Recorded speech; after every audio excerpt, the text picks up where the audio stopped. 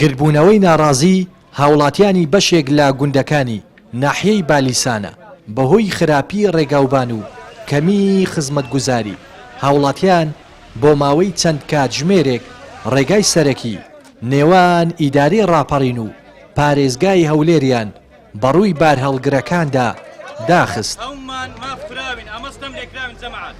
وەکو خۆیان دەڵێن لا پێشتردا دەڤەرەکەیان لانکەی شۆڕشە یەک لە دوایەکەکان بووە و قوربانی زۆری داوە.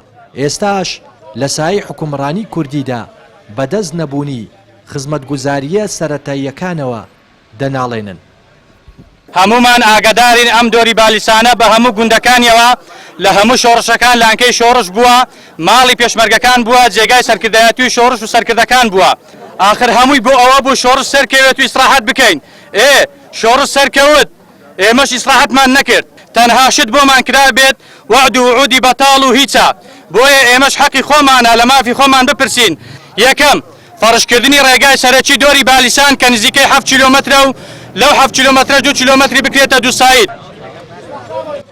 بەشداربوانی گربوونەوەکە دەڵێن لە کاتی هەڵبژاردنەکاندا بەرپرسان بەڵێنی بریقەداریان پێدەدەن و دوای هەڵبژاردنیش کە ئیشیان بە خەڵک نامێنێت پشتگوێیان دەخەن، هۆشداریش دەدەن کە لە ئەگەری وەڵام نەدانەوەیان ڕۆژانی داهات و خۆپشاندان و گربوونەوەی گەورەتر ئەنجام دەدەن و درێژە بە ناڕەزایەتیەکانیان دەدەن. داوای مافیش سەرەتایی خۆمان دەکەین کە خێرتاوکردنی زادەی دۆڵی بالیسانە کە لە هەموو هەڵبژاردنەکان بەرپرسان لە ئاستی باڵا تا کاندیدەکان دێن لێرە بەڵێنی چاکردنی ئەو زادەمان پێدەدرێت، بەڵام بەداخەوە تا ئێستا بەڵێنەکانیان چێبەجێ نەکردووە. ئێمە کە ئەوڕۆ هاتینە سەر شەقام و سەرجادەمان گرتووە داواکاری گشتیا کە داواکاری گشتیش بیشتەکنێ بۆ خۆم بایە مەجیرفانی ئەوە هامەیە خۆشناوەتی بێدەنجیشکان بەڕاستی ئاخر فشار بۆ حکومەتی بەڵێن لۆ حکومەتی بێ لێ ناگەڕێت سندوقانی دەنگدان بەشداری ئەو هەڵبژاردنەی بکەن. پاش زیاتر لە 30 ساڵ حکومڕانی کوردی هێشتا هاوڵاتیانی ئەم هەرێمە خۆپشاندان بۆ خزمەتگوزاریە سەرەتاییەکان دەکەن.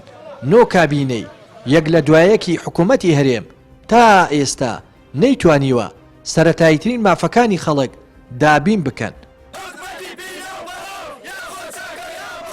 لەو هەرێمە دەوڵەمەندە بانەوت و خاکی کشت و کاڵ و چەندین سەرچاوەی دیکەی داهاتیش کە گەندەڵی و بێپلانی ڕێگا نادات لا خزمەتی خەڵکدا بەکار بهێنرێن.